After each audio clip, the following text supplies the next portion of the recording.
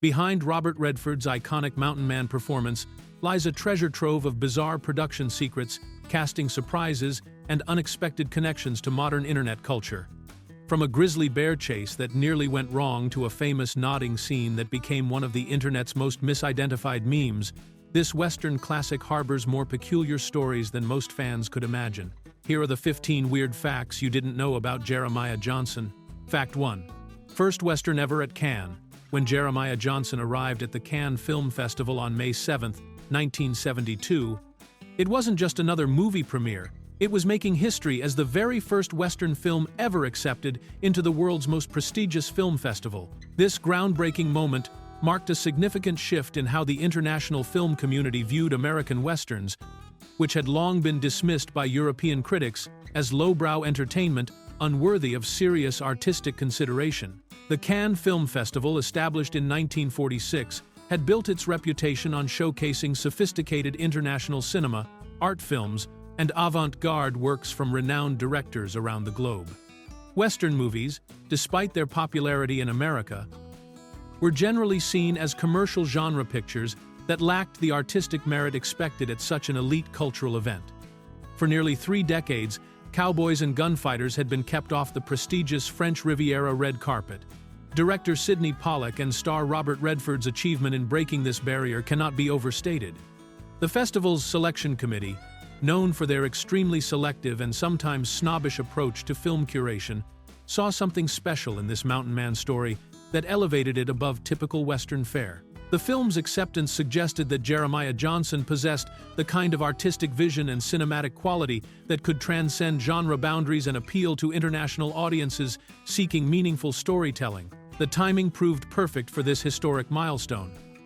By 1972, the Western genre was experiencing a renaissance, with filmmakers like Sam Peckinpah and Sergio Leone creating more complex, psychologically driven stories that challenged traditional cowboy mythology. Jeremiah Johnson fit perfectly into this new wave of sophisticated westerns that examined themes of isolation, survival, and the relationship between civilization and wilderness with genuine artistic depth. This Cannes debut opened doors for future Western films to gain international recognition and helped establish the genre as legitimate subject matter for serious filmmakers worldwide. Fact 2. Originally meant for Clint Eastwood, the role of Jeremiah Johnson went through a fascinating series of casting changes before Robert Redford ever stepped into those mountain man boots, with the project originally envisioned for 2 completely different Hollywood legends. The first actor considered for the lead was Lee Marvin, the gruff, weathered star known for his tough guy roles in films like The Dirty Dozen and Cat Ballou, whose rugged appearance and natural screen presence seemed perfect for a story about surviving in the harsh wilderness.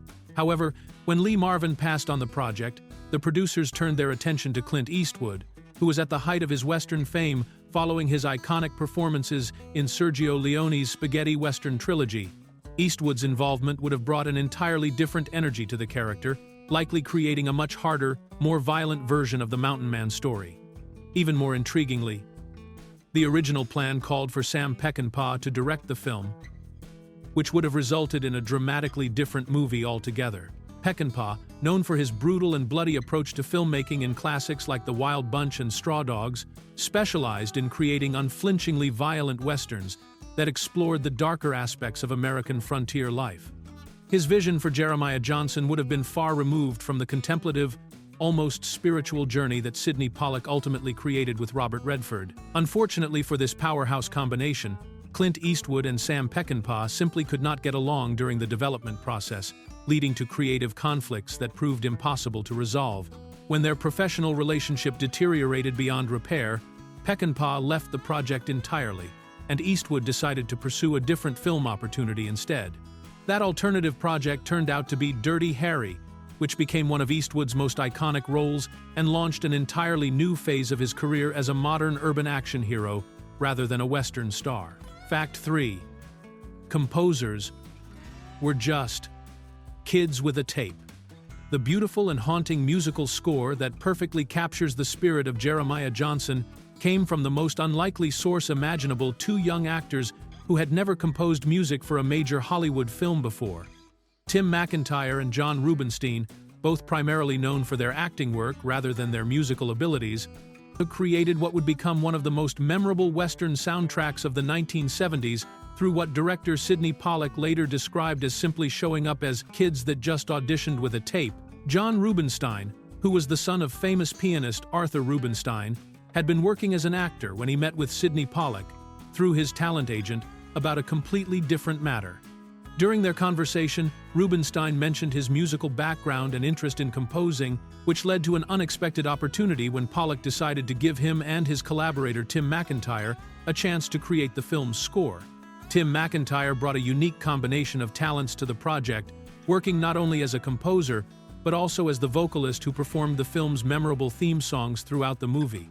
McIntyre, whose parents John McIntyre and Jeanette Nolan were both well-known television actors, had demonstrated his musical abilities in various television appearances, including playing guitar and singing in episodes of shows like The Fugitive and Bonanza alongside his family members.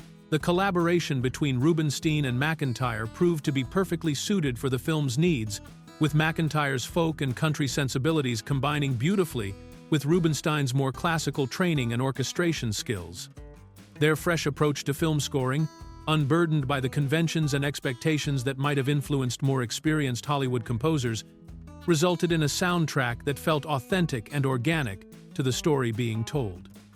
The original soundtrack was not released until 1976, 4 years after the film's debut, but eventually became a sought-after collector's item among fans of both the movie and Western film music. Fact 4. 200 Native American women auditioned. The casting process for Swan, Jeremiah Johnson's Native American wife in the film, involved an extensive 3-month search that included auditions from 200 actual Native American women, making it all the more surprising that the role ultimately went to Del Bolton, an actress who had no Native American heritage whatsoever. Bolton's path to landing this crucial role happened in the most unexpected way possible, beginning when she showed up to audition for a completely different part in another film entirely.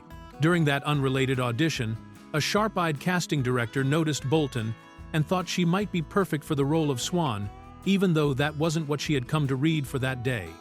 This chance encounter led to Bolton being invited to participate in the UCLA School of Theatre Arts Hugh O'Brien Awards competition, which served as an additional showcase for her acting abilities and helped establish her credentials for the Jeremiah Johnson casting team.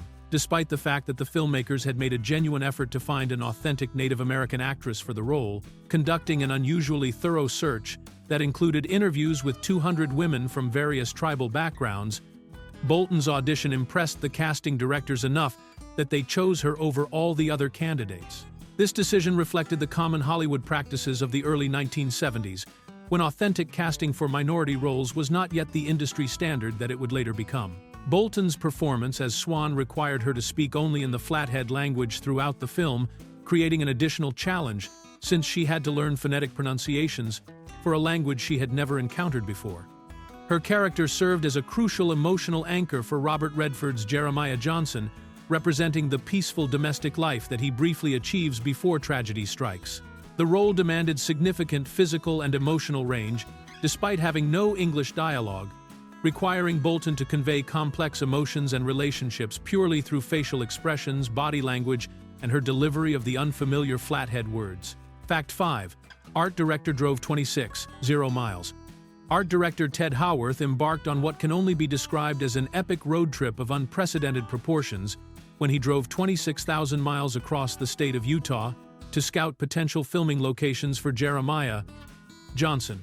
A journey that would eventually lead to the selection of nearly 100 different shooting sites throughout the state. This massive undertaking represented one of the most extensive location scouting efforts in Hollywood history, covering distances equivalent to driving around the entire circumference of the Earth at the equator. Howarth's incredible dedication to finding the perfect backdrops for the film stemmed from the production team's absolute commitment to authenticity and visual beauty, recognizing that the stunning natural landscapes would essentially serve as another character in the movie. The art director understood that each location needed to capture specific moods and atmosphere for different scenes.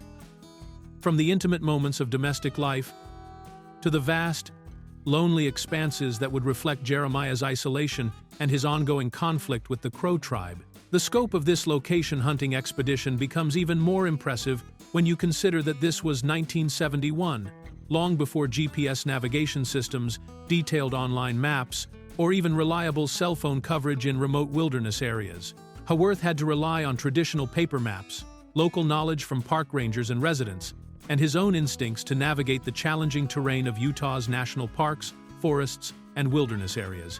His exhaustive search took him through some of Utah's most spectacular natural landmarks, including Zion National Park, Ashley National Forest, the Wasatch Cache National Forest, Mount Timpanogos, Snow Canyon State Park, and numerous other locations that ranged from easily accessible scenic areas to remote wilderness locations that required considerable effort to reach. The final selection of nearly 100 different filming sites meant that the production crew would be constantly moving throughout the shoot, creating logistical challenges, but ensuring that every single scene would be filmed in the most visually stunning and appropriate location possible for the story being told. Fact 6. No second takes in snow. The filming of Jeremiah Johnson presented the cast and crew with an unusual challenge that most Hollywood productions never have to face once they started rolling cameras in the pristine Utah snow. They had exactly one chance to get each scene right, because any mistakes would leave visible footprints and tracks that would completely ruin the continuity for future takes. Director Sidney Pollack later explained this unique constraint by noting that up in the mountains, in scenes with fresh snow, you simply could not have the actors' tracks visible in the shot, which meant that retakes were essentially impossible once filming began. This extraordinary limitation created an incredibly high-pressure environment for everyone involved in the production, from Robert Redford and the other actors to the camera operators and sound technicians, who all had to move through the snow-covered locations. Every member of the crew understood that a single mistake, whether it was a blown line, a technical malfunction, or even just someone accidentally walking into the frame, could mean waiting hours or even days for new snowfall to cover the tracks before they could attempt the scene again. The harsh winter weather conditions in southern Utah, particularly around St. George, made filming even more challenging than anyone had anticipated. Pollack described the snows as terrible and explained that the production relied heavily on specialized vehicles called cinema mobiles as their lifelines to transport equipment and crew through the difficult terrain. These mobile units became essential for reaching remote filming locations and providing shelter during the worst weather conditions. The combination of budget constraints and weather-related technical difficulties meant that the cast and crew developed an almost military-like precision in their approach to filming the winter scenes. Everyone had to be completely prepared and rehearsed before the cameras started rolling, because there would be no opportunity to fix problems or improve performances once the snow had been disturbed. This intense pressure actually contributed to some of the film's most authentic and powerful moments, as the actors knew they had to deliver their best performance on the very first attempt. Fact 7. Real grizzly bear in cabin scene. One of the most memorable and tension-filled moments in Jeremiah Johnson occurs when the grizzled mountain man Bear Claw tests the newcomer's courage by trapping him inside a small cabin with a massive grizzly bear. And remarkably, this scene was filmed using an actual live grizzly bear, rather than special effects or animatronics.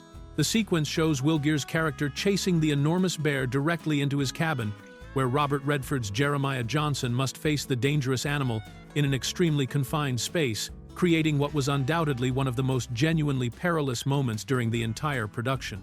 The decision to use a real grizzly bear for this scene reflected the filmmaker's commitment to authenticity, but it also created extraordinary safety challenges that would be almost unthinkable by today's Hollywood standards.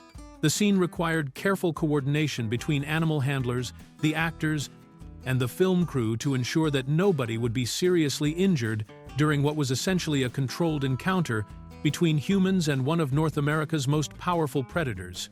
Bear Claw's memorable line during this sequence, "Skin that one, Pilgrim, and I'll get you another," was delivered while an actual grizzly bear was rampaging inside the small wooden structure, adding an element of real danger that contributed to the authentic tension visible on screen. The bear's presence created genuine fear and adrenaline that no amount of acting could have replicated, resulting in performances that captured the true terror and unpredictability of frontier life. This approach to filmmaking was characteristic of the early 1970s, when safety regulations for animal actors were far less stringent than they would become in later decades.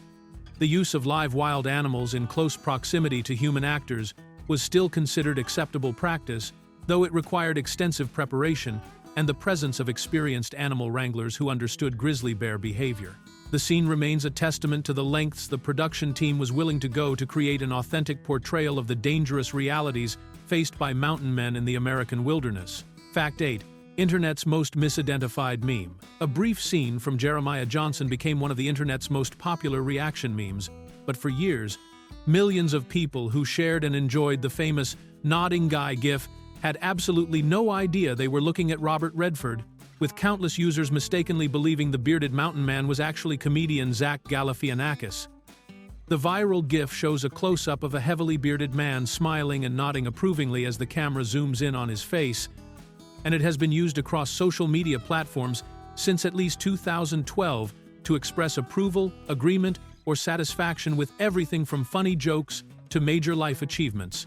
The confusion between Redford and Galifianakis makes perfect sense when you consider that the 47-year-old film features a 35-year-old Robert Redford sporting an enormous, wild beard that completely transforms his usually clean-cut appearance. This rugged mountain man look bears a striking resemblance to Zach Galifianakis' characteristic scruffy appearance in movies like The Hangover, especially since many internet users are more familiar with the modern comedian than they are with classic films from the 1970s. The mix-up reached such widespread proportions that when various news outlets finally revealed the true identity of the nodding meme guy in 2019, it caused a massive reaction across social media platforms. People expressed genuine shock and disbelief, with some admitting they had used the meme hundreds of times without ever realizing they were sharing an image of one of Hollywood's most legendary actors. The revelation sparked countless Twitter discussions, with movie fans expressing amazement that younger internet users had somehow missed the connection to Robert Redford's iconic performance. The meme's popularity demonstrates how scenes from classic films can take on completely new lives in the digital age, reaching audiences who might never watch the original movies but still find meaning and entertainment in isolated moments that have been stripped of their original context and transformed into universal expressions of human emotion. Fact 9.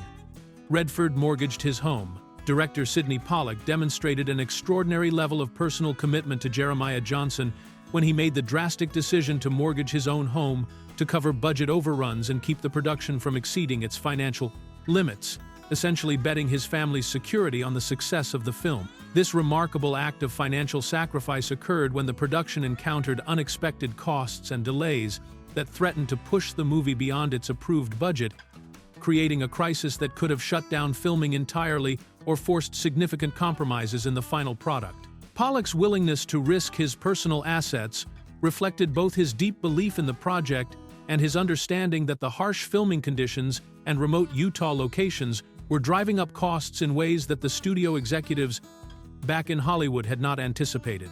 The director found himself in the difficult position of either accepting budget cuts that would damage the film's quality or finding additional funding from his own resources to maintain the vision he and Robert Redford had worked so hard to develop.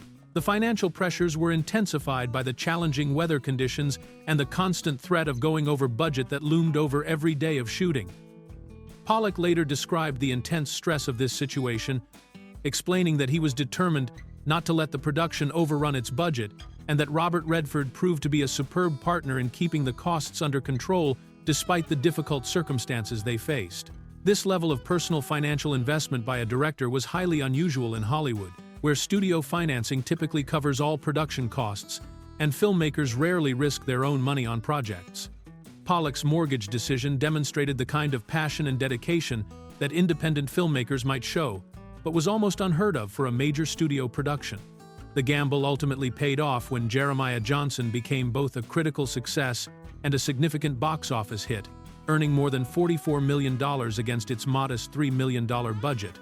Fact 10. 7 months to edit. The post-production process for Jeremiah Johnson stretched on for an unusually lengthy 7.5 months, which was far longer than typical Hollywood films required for editing. Despite the fact that the movie appeared to have a relatively straightforward and simple narrative structure, director Sidney Pollack later explained this extended editing period by describing Jeremiah Johnson as a picture that was made as much in the editing room as it was in the shooting, indicating that the final version of the film was significantly shaped and refined during the months of careful post-production work. This extraordinarily long editing process was necessary because the film presented unique challenges that were not immediately apparent from watching the finished product.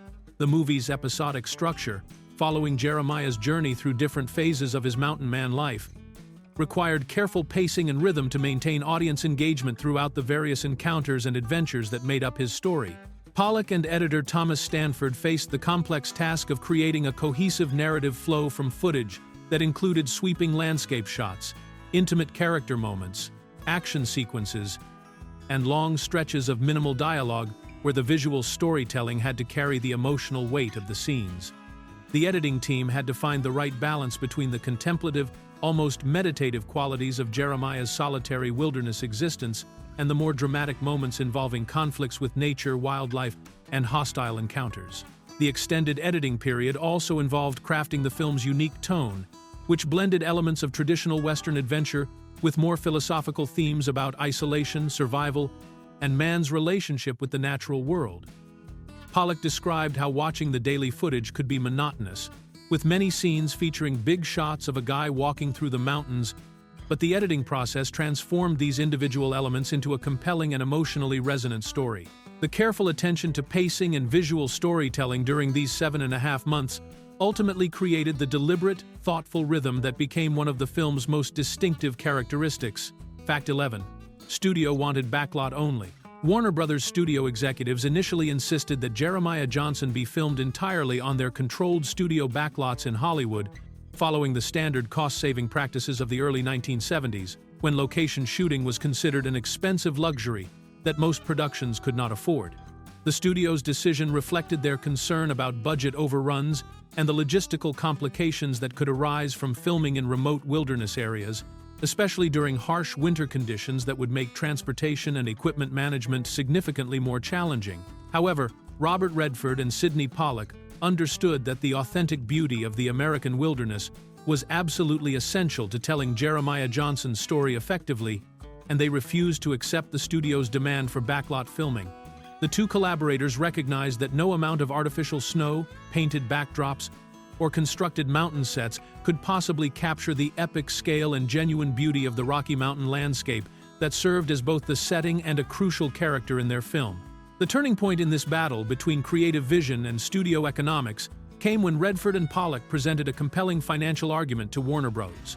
executives, demonstrating that location shooting in Utah could actually be accomplished for the same cost as building elaborate sets and using the studio's backlot facilities.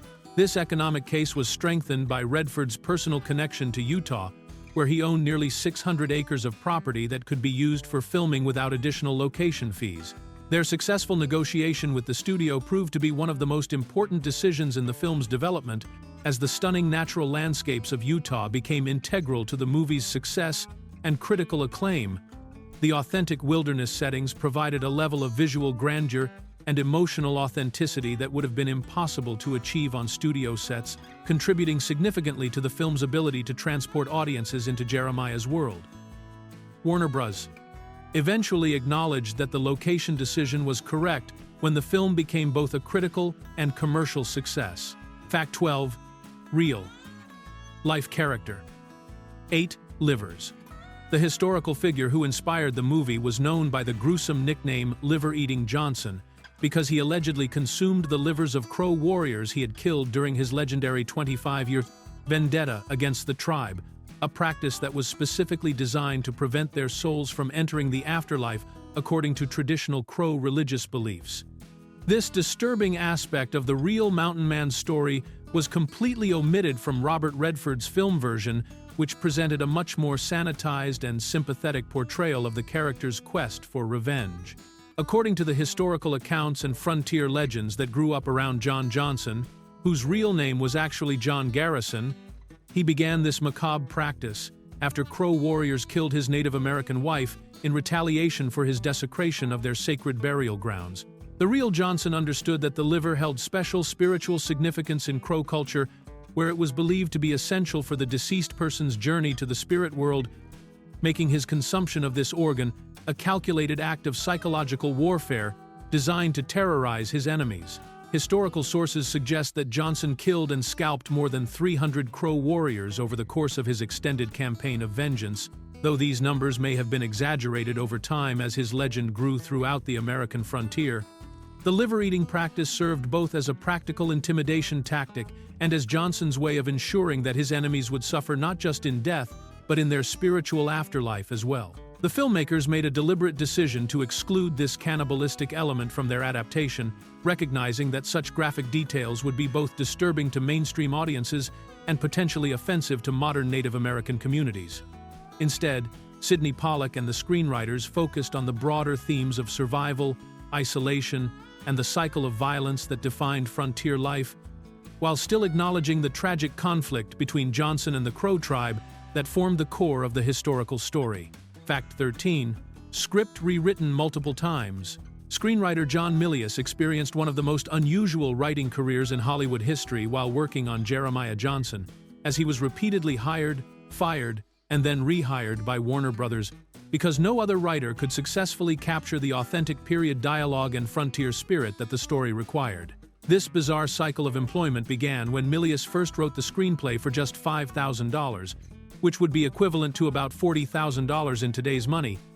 But his financial compensation grew dramatically as the studio discovered they simply could not replace his unique writing abilities. According to Milius himself, the studio brought in experienced screenwriters Edward Anhalt and David Raphael to rewrite his script, but these accomplished writers struggled to master the distinctive speech patterns and authentic frontier language that were essential to making the characters feel genuine and believable.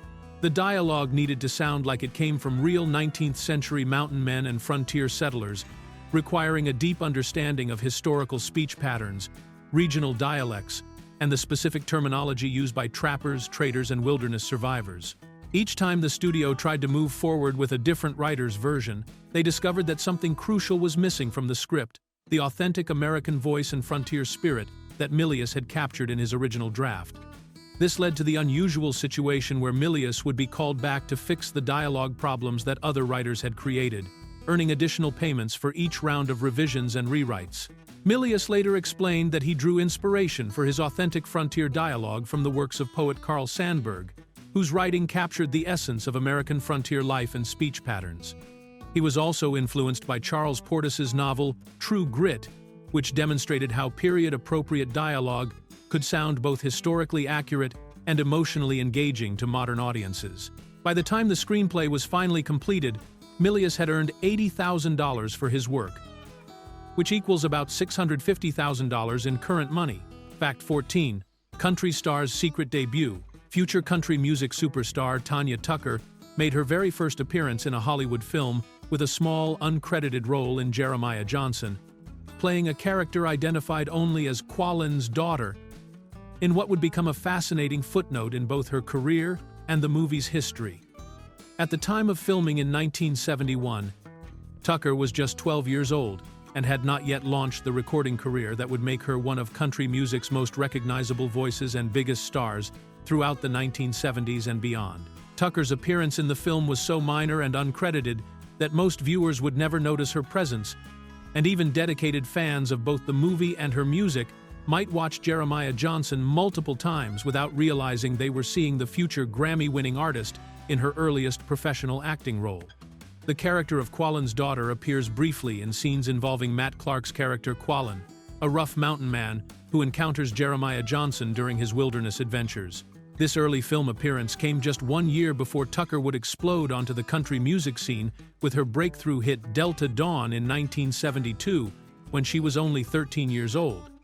That song would launch her into immediate stardom and establish her as one of the youngest artists ever to achieve major success in country music, leading to a career that would span more than 5 decades and include numerous #1 hits, Grammy nominations, and induction into the Country Music Hall of Fame.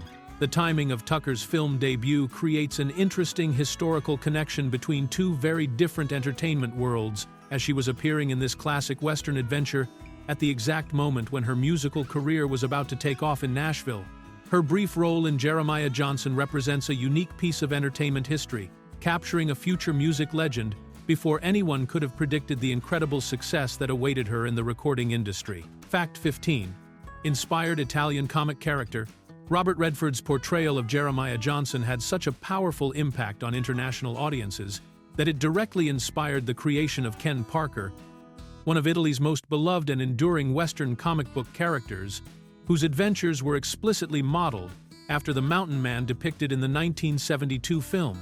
Ken Parker became a classic figure in Italian comics, representing a new type of Western anti-hero who shared many of the same characteristics and philosophical outlook that made Redford's Jeremiah Johnson so compelling to viewers around the world. The Italian comic creators were particularly drawn to the way Jeremiah Johnson presented a Western protagonist who was fundamentally different from traditional cowboy heroes, focusing instead on a character who sought to escape civilization and live harmoniously with the natural world around him. Like Jeremiah Johnson, Ken Parker was conceived as a trapper who had deliberately chosen to leave urban society behind in favor of the wilderness, preferring the challenges and freedoms of frontier life to the constraints and complications of city living. Ken Parker's comic book adventures were initially set in the northwestern United States, mirroring the geographic setting of Jeremiah Johnson's story, though the character's storylines eventually expanded to include other frontier locations as his publication continued over many years. The comic series maintained the same themes of survival, self-reliance, and the complex relationships between settlers and Native American tribes that had made the original film so thought-provoking and emotionally resonant. The character's backstory also drew inspiration from the movie, as Ken Parker was portrayed as someone who had fled Boston after becoming involved in labor strikes, first as a Pinkerton agent and later as a supporter of the striking workers.